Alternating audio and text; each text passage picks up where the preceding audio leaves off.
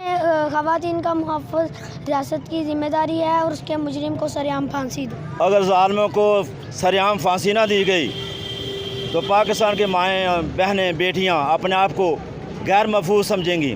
तो खैर रियासत मदीना बनाने में बिल्कुल बेबस है और ना ही तवक्को की जा सकती है। ये तो सिर्फ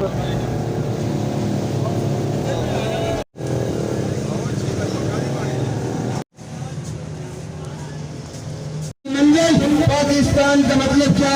ला इलाहा इल्लल्लाह।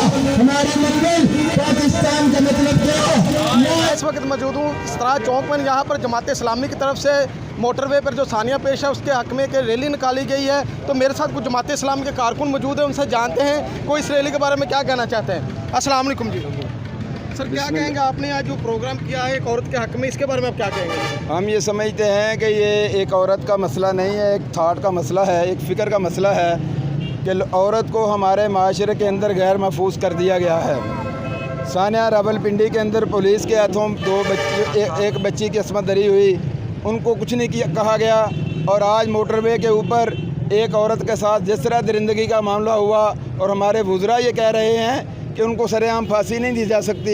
मैं कहता हूँ कि नबी रहमत सल्लल्लाहु अलैहि वसल्लम की सुन्नत है और रजम सज़ा जो है इस्लाम की सज़ाओं में से एक हद है और इनके ऊपर रजम की सज़ा होनी चाहिए और इनको संसार किया जाना चाहिए, सरेआम संसार किया जाना चाहिए ताकि औरत को तहफ़्फ़ुज़ मिले, औरत कॉन्फिडेंट हो, औरत माशरे का एक कीमती हिस्सा है और वो अपना रोल माशरे के अंदर प्ले कर सके और अपने पूरे एतमाद के साथ माशरे के अंदर निकल सके ताकि उसे अंदाज़ा हो कि मेरी इज़्ज़त के ऊपर कोई हाथ डालने वाला नहीं है, मैं गैर महफूज नहीं हूँ, पाकिस्तान मेरा घर है। जिस तरह मैं अपने घर के अंदर महफूज हूँ इसी तरह पाकिस्तान गवर्नमेंट के अंदर भी, पाकिस्तानी हुकूमत के अंदर भी, पाकिस्तानी रियासत के अंदर भी महफूज हूँ। सर उमर शेख साहब एक बयान देते हैं कि औरत को तना घर से बाहर नहीं निकलना चाहिए, वो रात को अकेली क्यों निकली, इसके बारे में आप क्या कहते हैं? मैं ये कहता हूँ कि ये बेसिकली CCPO ने लॉ इन्फोर्समेंट एजेंसी का फेलियर तस्लीम कर लिया है कि हमारा कानून उस तरह नाफज नहीं है, हम लोगों के जान माल और इज़्ज़त की हिफाजत नहीं कर सकते, हमारी रियासत अपनी ड्यूटी परफॉर्म नहीं कर सकती, हमारे हुक्मरान अपनी ड्यूटी परफॉर्म नहीं कर सकते, हमारी इंतज़ामिया अपनी ड्यूटी परफॉर्म नहीं कर सकती। लिहाजा लोगों को खुद एहतियाती तदाबीर करना चाहिए। ये एक इंतहाई गैर ज़िम्मेदाराना, इंतहाई गैर मौजू बयान है कि जिसने हुकूमत के फेलियर को और लॉ इन्फोर्समेंट एजेंसी के फेलियर को एक्सपोज कर दिया है और ऐसे बयान की हम मजम्मत करते हैं और ऐसे आदमी को बड़े ओहदे पे विराजमान नहीं रहना चाहिए।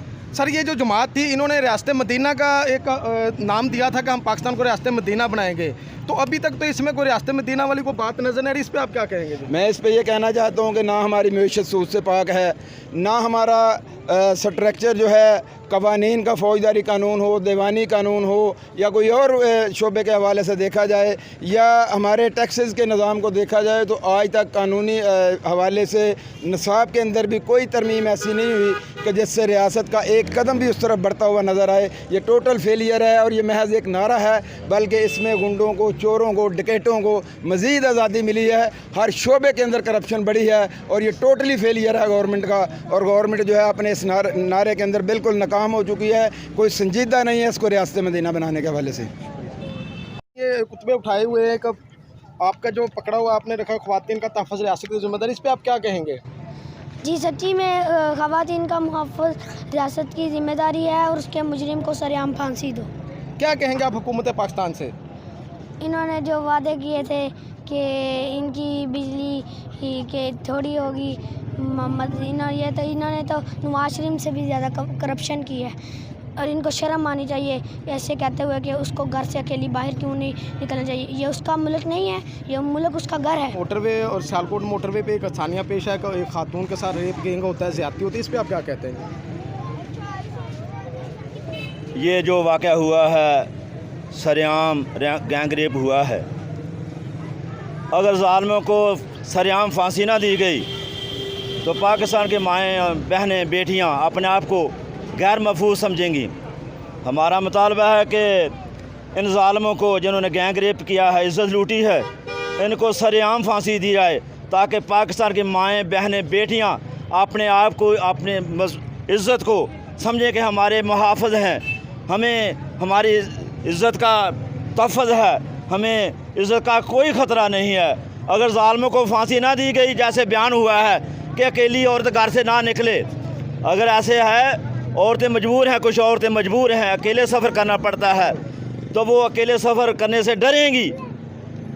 ऐसा कानून होना चाहिए, ज़ालिमों को फांसी देनी चाहिए, ताकि औरतें ये समझें कि हमारे इज़्ज़त का तहफ़्फ़ुज़ है, हमारे मुहाफ़िज़ मौजूद हैं, वो अपने आप को गैर महफूज ना समझें।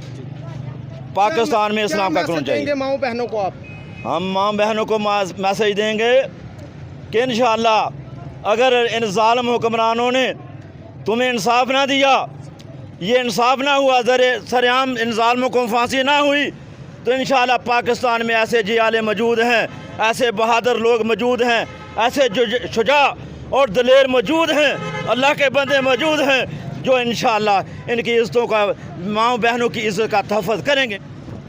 जी, हमारे वज़ीर-ए-आज़म पाकिस्तान रियासत मदीना की बात करते थे। रियासत मदीना के अंदर ही एक पाकिस्तान की जो रियासत को रियासत मदीना का कहा जा रहा था, एक औरत के साथ गैंग रेप होता है, इस पर आप क्या कहेंगे? ये हुकूमत तो खैर रियासत मदीना बनाने में बिल्कुल बेबस है और ना ही तवक्को की जा सकती है। ये तो सिर्फ़ जो इस निज़ाम को समझते हैं, निज़ाम मुस्तफ़ा को, उसी के अंदर रहकर मदीना रियासत बनाई जा सकती है। और मेरा ख़्याल है वो सिर्फ़ जमात इस्लामी ही इस बात को अच्छी तरह समझ सकती है। अगर ये लोग, ये ख़वातीन, ये बड़े नौजवान सब अगर जमात इस्लामी को सपोर्ट करें और कल को वो अगर आए तो वो यकीनन निज़ाम इस्लाम ही लेकर आएगी, और इंशाअल्लाह औरत लाहौर से अगर कराची भी जाएगी तन्हा तो वो महफूज ही रहेगी।